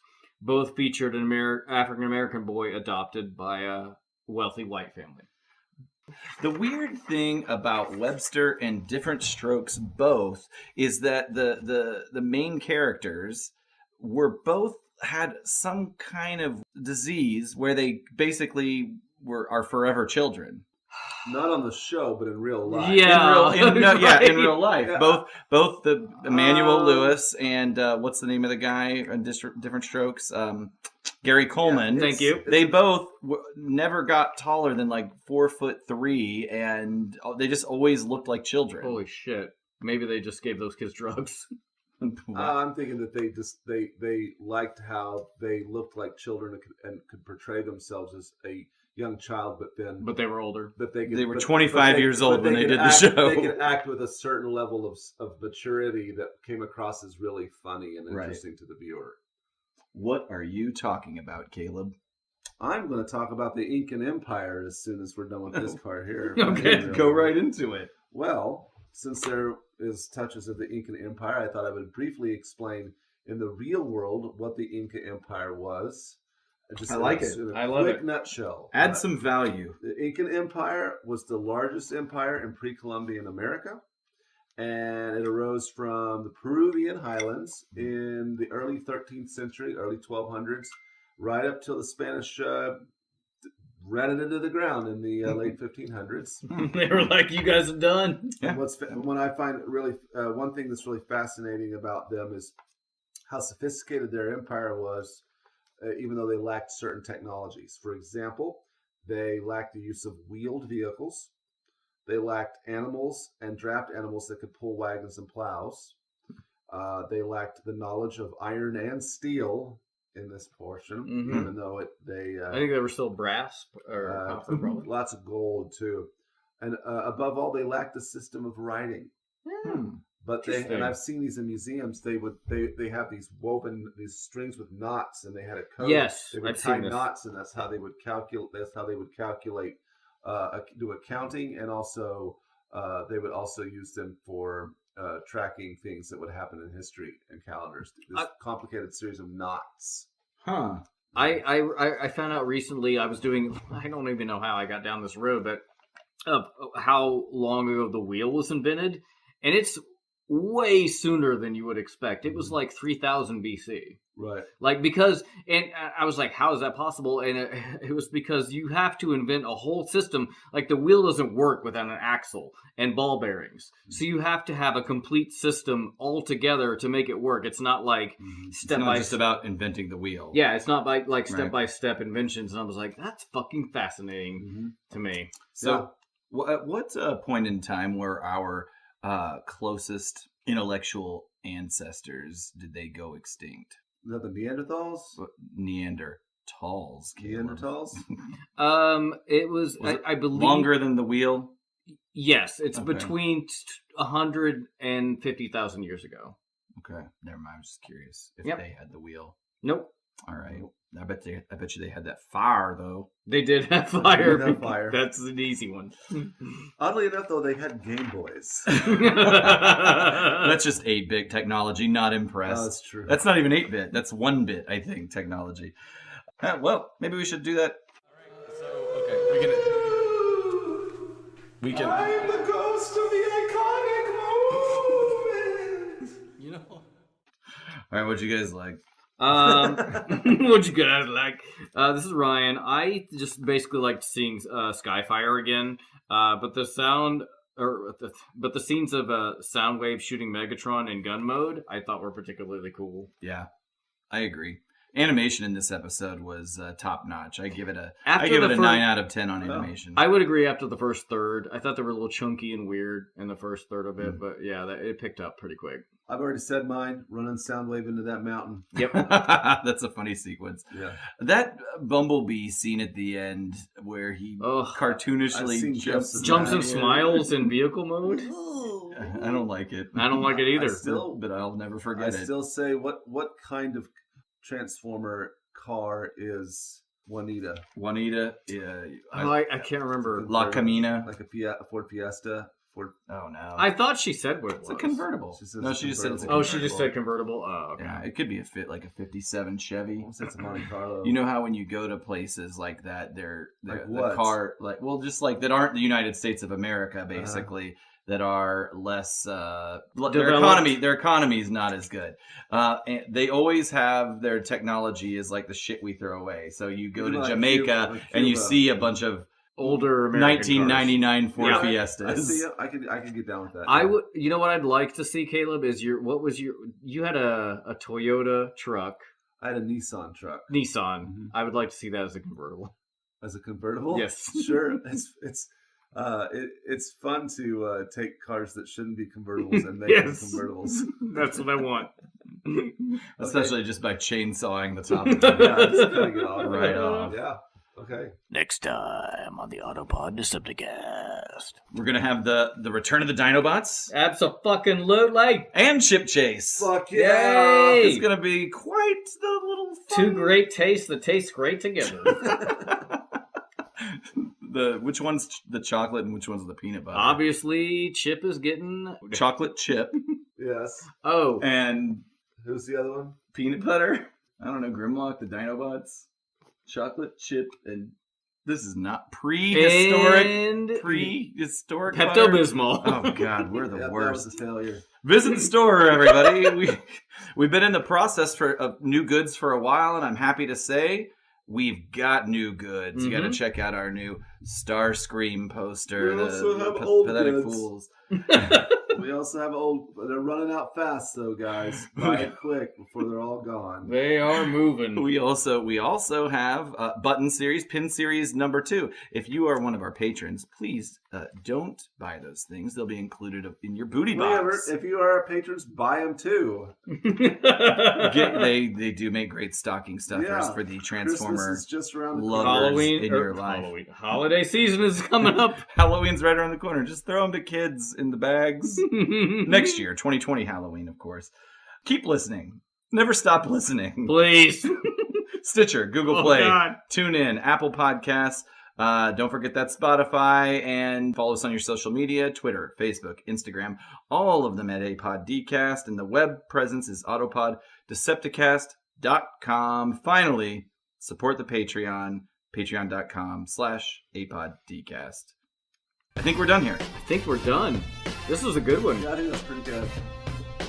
Top 5. We just, yeah. All right. Bye, bye, bye.